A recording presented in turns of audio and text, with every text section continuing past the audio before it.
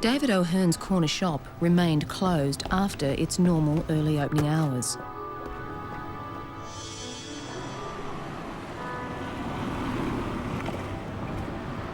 The reason for his absence would not only shock the hardiest of police, but would send tremors throughout the entire community. The person we're looking for hasn't come under police notice before, which is a bit scary when you think about it. We were looking for someone out there that was extremely dangerous. I think any case where there's post-mortem mutilation should raise alarm bells for the police. Those sort of things don't happen to ordinary people.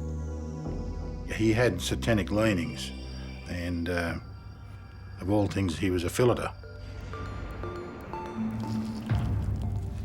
The next step was to try to identify who those prints belonged to. Our hope is we're going to find another link to the chain within the possession of the killer. I said, oh, well, you know, things aren't ever that grim. Depends on what you've done, I suppose. To have two very brutal murders within 2 weeks of each other, you've got to start thinking what's happening down here. The truth is not sitting there underneath the spotlight, but it's out in the shadows.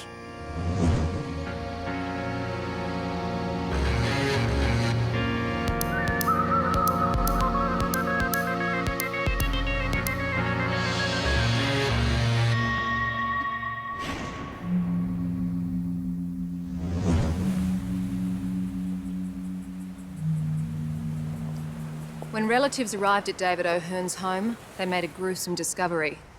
The 60-year-old had been murdered. Police were about to embark on an investigation that would take many turns, and one most unexpected twist. It was a scene that I'd never encountered in all my years in the police. There was a body of a male laying on his back. He'd been decapitated. There was a hand sitting on a lounge, and it appeared that he'd been completely disemboweled, and the intestines and that were laying on a silver tray that was alongside the body. On one of the walls there was a pentagram with the word Satan beside it. Another wall had an inverted cross. And on a mirror above a side table, the word Satan had been written also. All these drawings appeared to have been drawn in the victim's blood. There were a large number of items on the floor around the body. There were 4 knives, a small metal saw, a razor blade, as well as a corkscrew. These items all had blood on them, so it was obvious they'd been used during the mutilation of the victim. But as to in what order that had taken place, we weren't able to tell at that time. It was clear to me at the crime scene of David O'Hearn that the mutilation injuries happened after death, because there was really very little blood associated with those injuries. Also located near to where the body was found resting was a crystal decanter which had a significant amount of blood staining. There was a large amount of blood splatter in the room, but there was some directional blood splatter which was emanating from the head area of the victim. This blood splatter was extremely low level. It was coming from a source just above ground level, which indicated that a lot of the injuries to the victim's head had been occasioned whilst the victim was actually lying on the ground. We moved further into the unit and we found the decapitated head was sitting in the sink. And there were some black gloves found beside the sink. They were moist and they were turned inside out, which suggested to me that the gloves were taken off at the completion of the whole incident. The fingerless exercise gloves meant that there could be fingerprints within the flat, or hopefully on what looked to be the murder weapon. There was evidence that somebody had ransacked his drawers looking for what appeared to be searching for an item of property. There was personal effects strewn out all over the top of David's bed. We looked at robbery as a motive, but it just seemed too severe for a robbery, and the injuries in that Mr. O'Hearn suffered was far beyond, say, someone torturing someone to divulge the location of valuables. I think my initial thought was that this crime had been carried out by someone with a great deal of anger. There just seemed to be no pattern or rhyme or reason to it. You know, for someone to kill someone and then go to this extent of the decapitation and the disemboweling. To locals around Dapto, Dave O'Hearn was the friendly face behind the counter of the corner store. That's why they can't understand how anyone could kill him, especially in such a horrible way. I just can't imagine him being involved in anything that would warrant what he went through. In an investigation like this, one team will always be assigned to background the victim. It's important for us to find out who his associates are and who he's had dealings with, where he goes, where he comes from, everything about him. David was a quiet person. He kept to himself a lot, but as a brother, he was very, very, very thoughtful and decent. He wasn't perfect, but he was a really good bloke. David had the corner shop for, I think, 2 years. Okay. He was always good for a loan, and I think he liked to help people that he thought needed a hand. We didn't know of anybody that could hate him that much. He just wasn't a person you could hate. When David O'Hearn's body was found, the state of his clothing gave police a potential clue to the murder. The fact that Mr. O'Hearn's trousers and everything were down around his ankles suggested it may have been homosexual hate crime, but whilst there may have been some indication of homosexuality with him, all his relationships, I think we found over the period of time, in his 60 years, there may have been 3 relationships. My family deny that he might have been a homosexual, but I'm sure he was. But in a very quiet, minded his own business sort of a way. He wasn't out there with it. He was very, very quiet. The fact that David didn't have any enemies suggested to us that the person that had committed the offence was a stranger to David. And that being the case, it was going to be that much more difficult to identify who the killer was. But their first clue as to who that stranger might be would come from the bizarre satanic drawings written in David's own blood on his lounge room walls. 63-year-old David O'Hearn was dead. Police, neighbours and his relatives had no clues as to why the popular shopkeeper had been so brutally murdered. Detectives hoped that his last known movements would give them a clue. He was a creature of habit. He would open his shop at certain times and close it at certain times. So we were able to identify roughly a closing time of the shop. His normal closing time was around 5 o'clock. In his car we found some groceries, and in the bags was a docket from one of the supermarkets at Dapto that indicated that he'd been through the checkout around about 5:30. On top of that, we did examine CCTV footage that was maintained by the shopping centre, and we were able to confirm that it was David that actually paid for the goods. And just as he was leaving the shop, he ran into one of Mum's nurses and she said, "Oh, hello, David. When you're coming to see Mum?" He said, "Oh, I'll be there tomorrow. Give her my love and say I'll be there at lunchtime with the sandwich." And she was the last person that David spoke to, as far as we know. And they were able to give us some indication about his state of mind, which said that he was happy and quite okay. Didn't appear to be under threat from any person or being followed by anyone. The fact that his vehicle was located in the garage and still had bags of perishable and non-perishable items suggested to police that the meeting with the offender occurred shortly after parking the car in the garage. The fact that there was no sign of entry or forced entry on his house would indicate that he either knew the person and let them in, or his door was unlocked and the person had just walked in unannounced. The autopsy revealed that the cause of death was due to severe blunt force head injury caused by some blunt object. The head injuries were all at the back of the head, so clearly Mr. O'Hearn was not facing his attacker at the time these blows were rained down upon him. So to that extent, I think it was quite a surprise attack. Mr. Ahern had a fractured skull and there was hair and blood on the decanter that was consistent with the wound that he'd suffered. So therefore the decanter turned out to be the murder weapon. The bloody decanter and its stopper were now being examined in the fingerprint laboratory.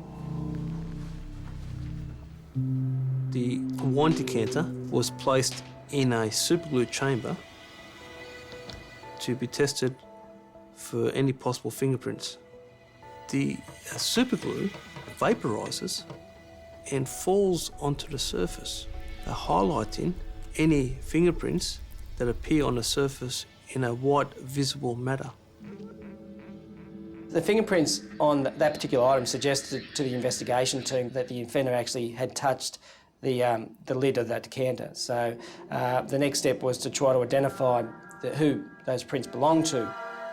But when the one identifiable fingerprint on the stopper was put into the police database, there was no match. To an investigation team, that meant that the offender hadn't been charged or certainly didn't have his fingerprints on file. The tools that had been used to decapitate David after his death were also subjected to fingerprint examination. But while no fingerprints were identified, the tools were giving the detectives a small lead. We looked in the garage and in the cupboards in the kitchen area, and we subsequently found similar tools in the cupboard directly above the fridge area. Obviously, to me, it was difficult to maintain eyesight of it, and actually had to stand on my tippy toes and occasionally hop up to see these tools, where it was quite simple for my offsider to eyeball these tools. So to me, that suggested that the offender was floating around the height of about 6 foot tall. We were able to show that there were similar knives in David's kitchen. We found some tools which are consistent with the tools that we found on the carpet. It suggests to me that the offender went there unarmed. The satanic drawings scrawled in blood on the walls of the crime scene had also provided police with another crucial lead, an indication of the killer's identity. A man found murdered in his home on the south coast may have been the victim of a satanic cult. The macabre case just south of Wollongong has detectives baffled. One of the main lines of inquiries was to identify people that lived in the area that had an interest in satanic activity. We had received some information relating to a fellow called Schreiber, and he's leaning towards the occult and satanic areas. We also found in our inquiry that Schreiber lived only a couple of doors down from Ahern, so he became a very, very strong person of interest. Police believe the killing was some sort of a ritual, the work of devil worshippers. Detective Sergeant Raymond, this is Detective Sergeant Wilkins. It was important to speak to Keith Schreiber. Police went to the address up the road from David Ahern. Subsequently spoke to Keith's flatmate. Keith wasn't at home, but they were invited to inspect Keith's room, and it was at that time that they identified a number of hand sketches which was consistent with the crime scene. In his bedroom they found a number of drawings that depicted headless bodies and disembowelment, and it was as a result of that that Schreiber became a very, very strong suspect. The instant thought that came to my mind was that Keith, if not directly involved in the murder, had some connection to it. There were just too many close similarities between the drawings that we identified and that which was identified in the crime scene. It was important that we locate Keith and committing to a version which would account for his movements on the night. You Keith Schreiber? Yeah? Schreiber was located at his place of employment, which was a fish market, and of all things he was a filleter. Where were you last Friday? Working. We obtained his version of events. He gave us the alibi that he was staying with his employer for the evening and actually had been sleeping on the floor as they had to make an early start to go to the Sydney fish markets. Police subsequently spoke to his employer, who confirmed the fact that Keith had spent the night on his lounge room floor. The detective's only lead had vanished, and they were back to square one. Worse still, another murder had just occurred, and the similarities to the O'Hearn crime scene could not be ignored. David O'Hearn was found murdered in his flat. He had been mutilated and dismembered. Now, only 2 weeks later, and only a kilometre away, another murder was occupying the team of detectives. A murder that had eerie similarities to the first.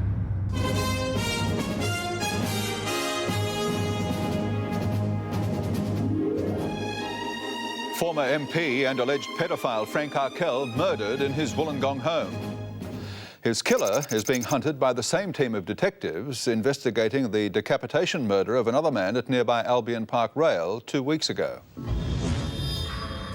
If you can picture the crime scene, as you're looking in the front doors of the granny flat, the glass doors had opened up, and then immediately confronting you straight at the door was a double bed. And over beyond the double bed lay Frank's body. He wasn't easily identifiable at that stage due to the amount of blood that covered his face.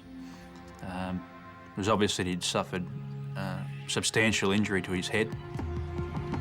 You could see that there was a broken lampshade lying next to the body that had been used in the attack, and it was the ferocity of the attack had broken it. I think Mr Arkell died as a result predominantly of head injury, but there was also a suggestion based on the presence of a cord around the neck and some marks on the neck that he may also have been strangled. Those injuries, and collectively they were over 40, would have taken some time to inflict. Like the murder of David O'Hearn, the offender had used whatever was on hand to kill his victim. The pattern of injuries was quite similar with both men. The bed lamp that I think was used on Frank Arkell and the wine decanter on Mr O'Hearn, they were both weapons of opportunity in that they were already at the scene. Likewise, the mutilation to the body had occurred post-death. When I examined the face of Frank Arkell, I noted it was an unusual and very sadistic characteristic that 3 tie pins had been inserted into his face. One had been sunk deeply into his cheek, whilst another 2 were inserted, one in each eye. Quite similar post-mortem mutilation and effects done to the body made me think that possibly there was one perpetrator involved in both of those murders.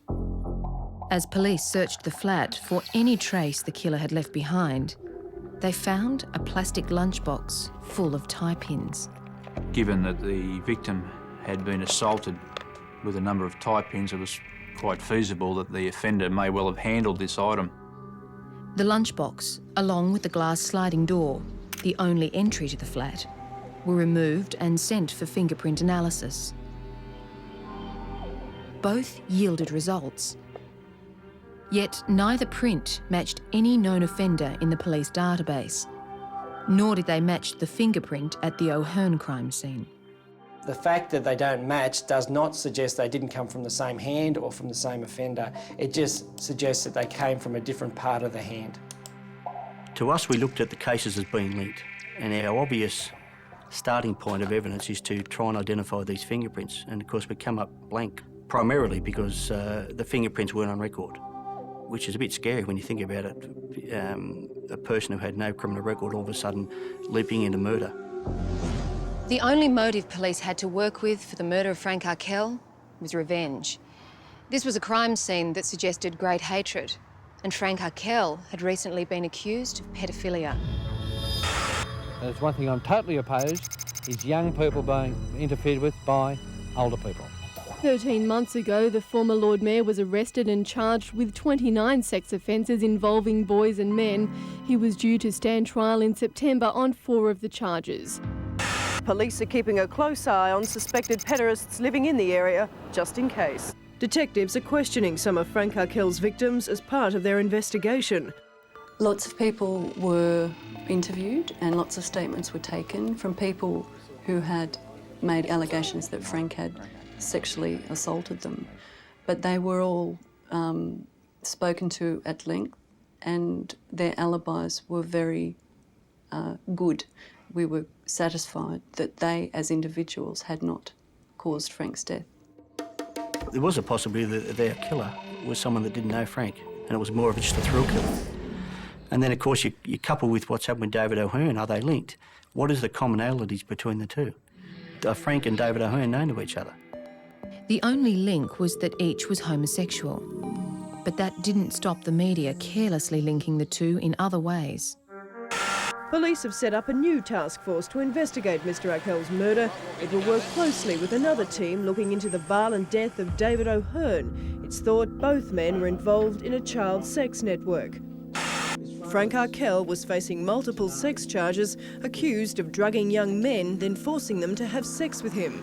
It's believed he was well acquainted with 60-year-old David O'Hearn, who was found murdered in his Wollongong townhouse 2 weeks ago. They didn't appear to have facts. It seemed to be that they were just making it up. And that hurts the family the most, the way that the media portrayed David as this sick person, this person that would be involved with a sick crime, like with paedophilia, any of that. That just never, ever entered our heads because he just wasn't that sort of person. Let me say that when we looked into David's background, we certainly dug that deep into his background that we knew just about everything about that man. That was an area that could be sort of ruled out. The fact remained, 2 men were dead within 2 weeks of each other. The fear was whether the killer would strike again or whether he had killed before and it had gone unnoticed.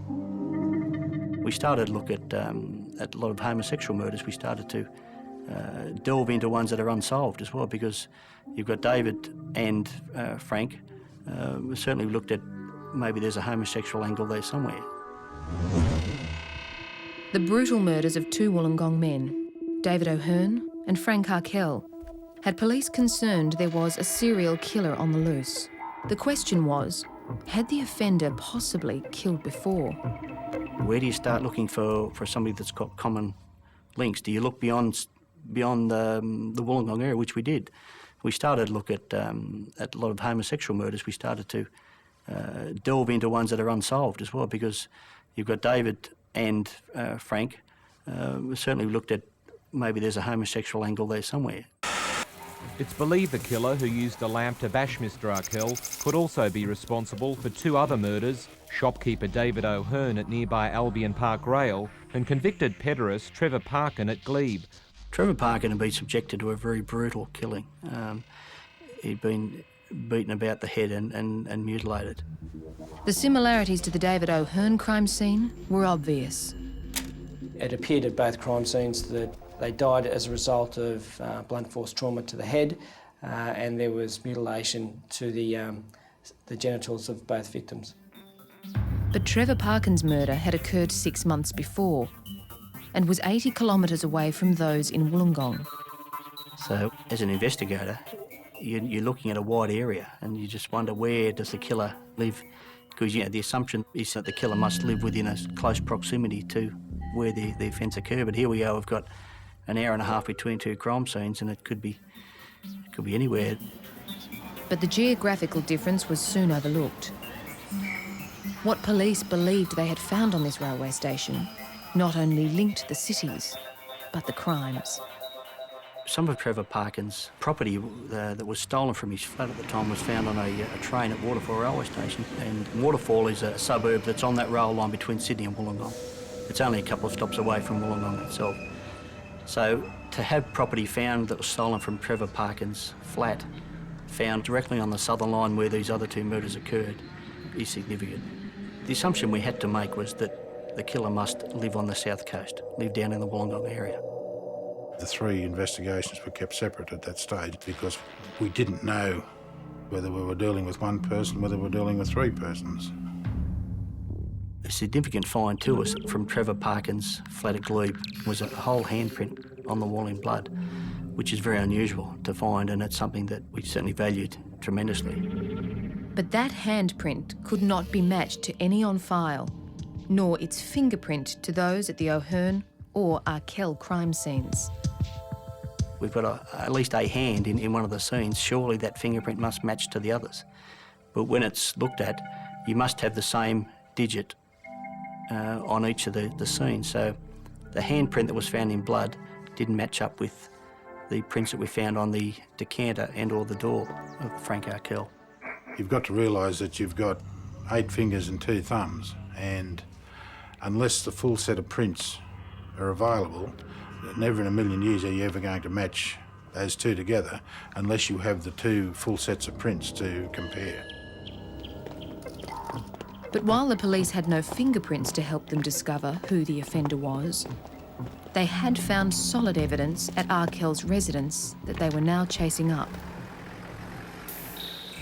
We had found a pair of Nike tracksuit pants that were found turned inside out, so in a position as though they had been taken off and taken off in a hurry and left on the floor, and a pair of Colorado boots, those type that were very popular at that time. The tracksuit pants were a Nike brand with a very thick stripe, and they were very much against what Frank would wear. The Colorado boots went size 9.5 and he wore a size 7, so it was obvious to us that the clothes had been discarded by the killer. Detectives knew the killer had used weapons found at the crime scene to kill his victim, and chances were he'd also taken some of Arkell's clothing. Up inside the main house, I remember seeing a maroon-coloured tracksuit top and a maroon-coloured bottom, and I think I saw a black top as well, and then we just couldn't find the black pants to it. So then you start to look around the house to see if you've got matching items of clothing. Does a tracksuit top fit with a tracksuit bottom? And we're able to look up into the main house itself and look through the clothing with the help of the housekeeper. We had the top, but we were missing a pair of tracksuit pants. So to us, the killer's left his clothes behind that were blood-stained and then left in a pair of Frank's tracksuit pants. If we get to an arrest stage, our hope is we're going to find another item from Frank's house, another link to the chain within the possession of the killer. But they needed to find the killer first, and the boots were providing a good lead. We really seized upon the opportunity that the offender had given us to have in our own possession his actual shoes. So that was a very exciting thing for a strike force to have. We followed the trail of Colorado boots back to the manufacturers. We were able to look at the batch numbers, the brand numbers, where they were distributed. There wasn't anything we didn't know about Colorado boots. We identified one particular shop in the area of Wollongong. So we went to the shop, we asked for all their sales records of Colorado boots, and we ended up with, I think it was 6 credit card slips. The task then for police was to track down those 6 customers, one of which could potentially be their killer. Majority of the time the people still had the boots. On some occasions they're actually wearing them when police spoke with them. We were quickly able to eliminate those 6 people from the inquiry with those Colorado boots. So it got to a point where the inquiries with the people didn't advance us any further. It was more than likely the boots had been a cash purchase, and with no better luck with the track pants, the police hoped the public might give them a lead. Police say clothing dumped near the mutilated body of alleged sex offender Frank Arkell has given them vital clues to his killer. These are the clothes worn by Frank Arkell's killer. A pair of blood-spattered tracksuit pants, socks and hiking boots found discarded in the granny flat where Mr Arkell was murdered. We're obviously anxious to speak to anyone that's recognises these items of clothing or in fact seen anybody wearing those clothes in the area. But while no leads came from the clothes that night, I saw a red car leaving a call did come into Crime Stoppers about a car leaving Frank Arkell's house on the night he was murdered. The possibility was that this could have been the killer leaving the house, and it's something we had to explore.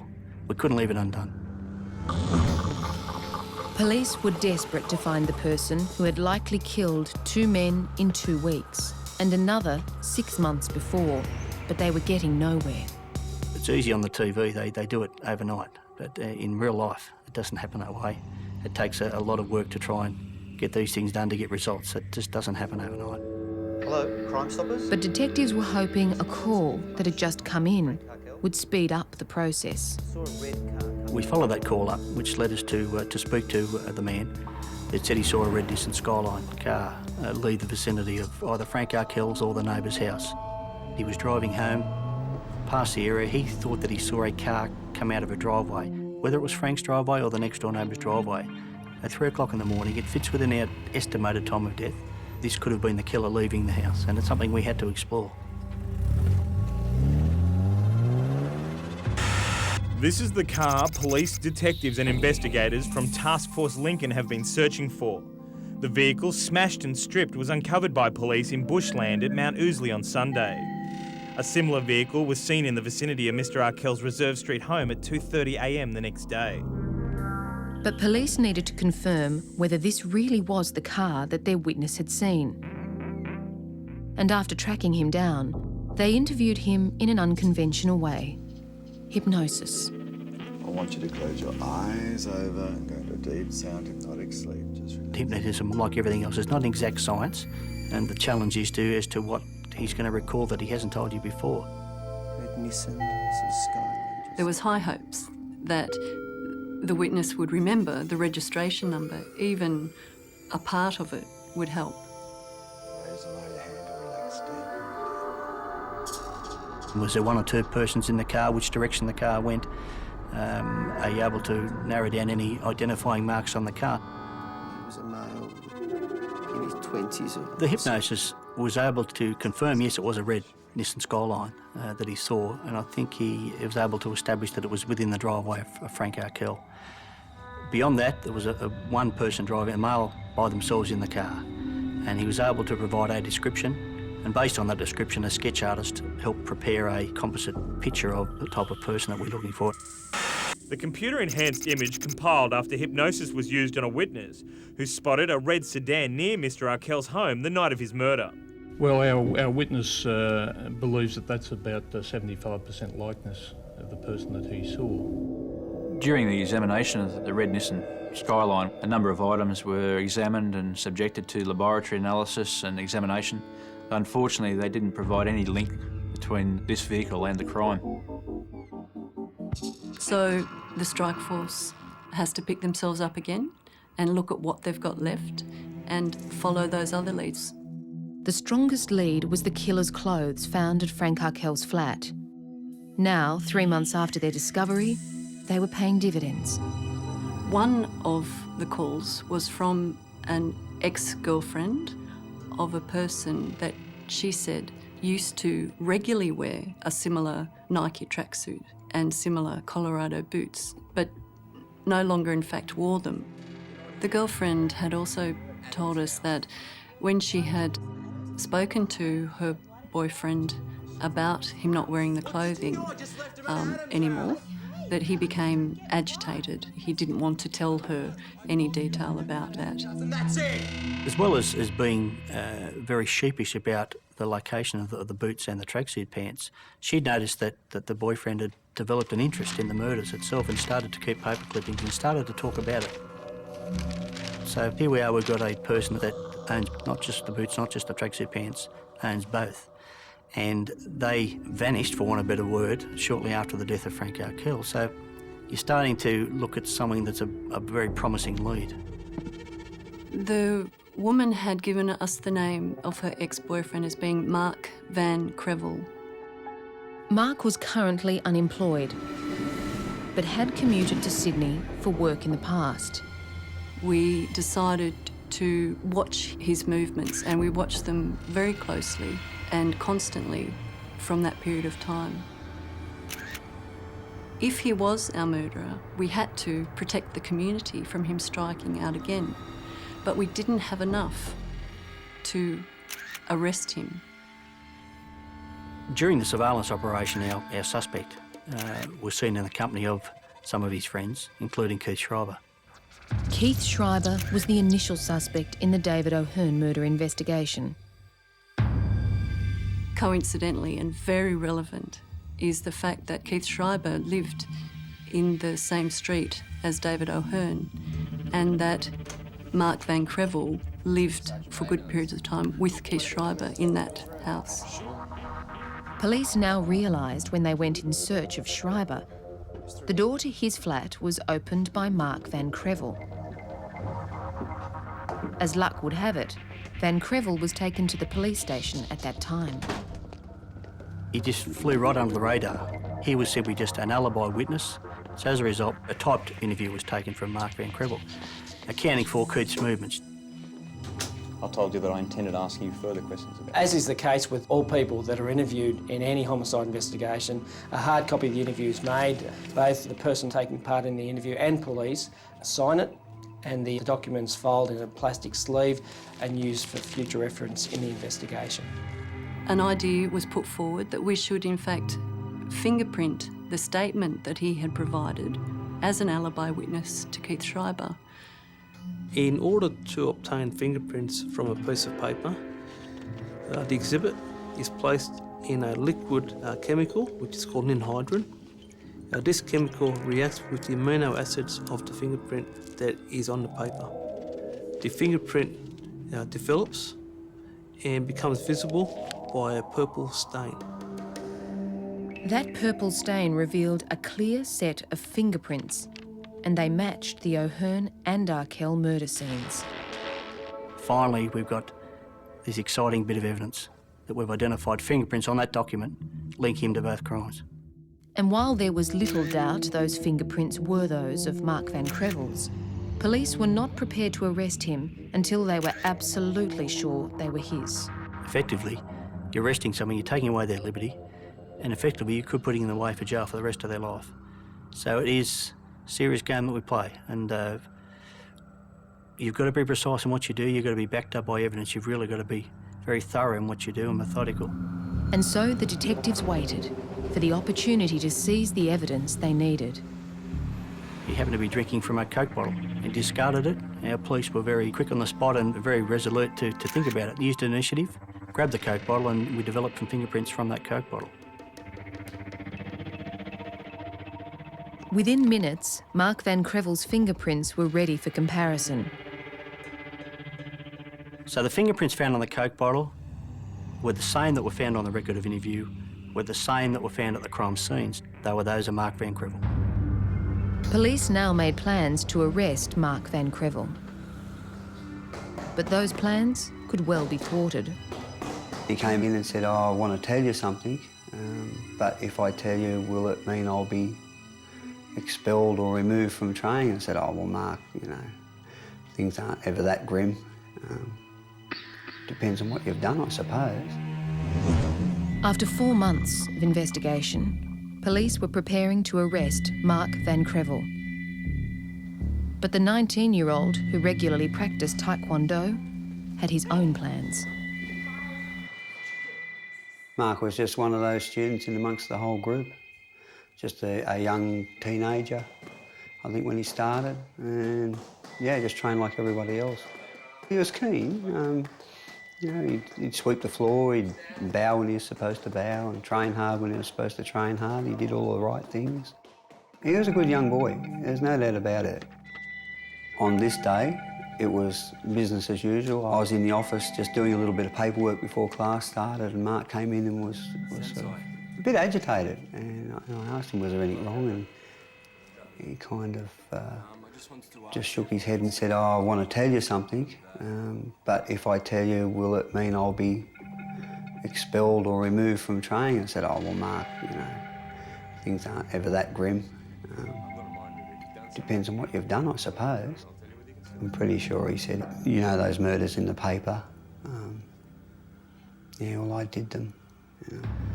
So that sort of sent me in a bit of a head spin. I thought, oh, well, maybe he's not telling me the truth, or he's just seeking attention. I was a bit angry, actually.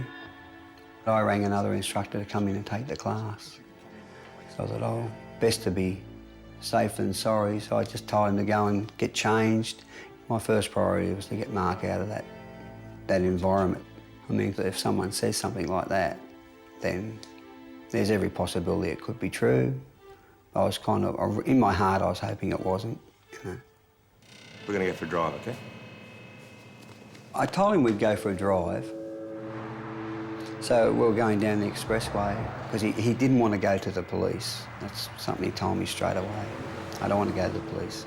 He said a lot of stuff, but when he was talking, I know this sounds odd, but I wasn't listening because my mind was going over all the scenarios as quickly as I could about how to get him to the police station.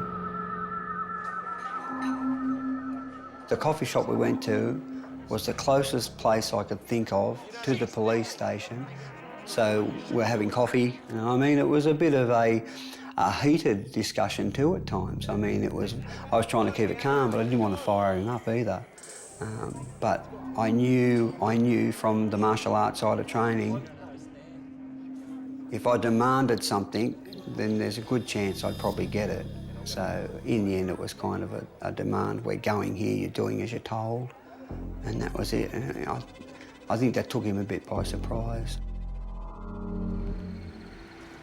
I was getting quite relieved by then. But then he wanted to visit his unit where he was living. He wanted me to mind a knife and a sword and that.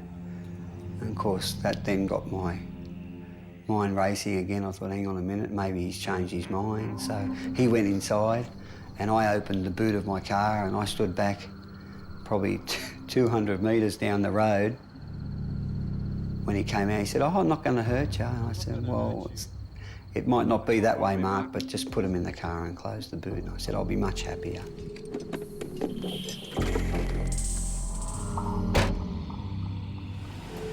Then we got into the car and I thought, oh, okay, we're going to go to the police station now, which is really good. So we finally got to the police station and I was starting to get really relieved. We spoke to the young lady at the desk and she asked what we wanted. I said I needed to speak to someone in charge. And she said, what was it concerning? And I said, oh, well, the young man with me, his name's Mark, and he's admitted to 2 murders. Mark Van Crevel had walked into the Wollongong police station voluntarily. His chilling confession would take all night and last until the early hours of the next morning. I suppose in your own words, can you tell me what information you have about the death of Mr. O'Hearn? I don't know anything much about David himself, but I murdered him. I had in my mind that I wanted to kill someone that day.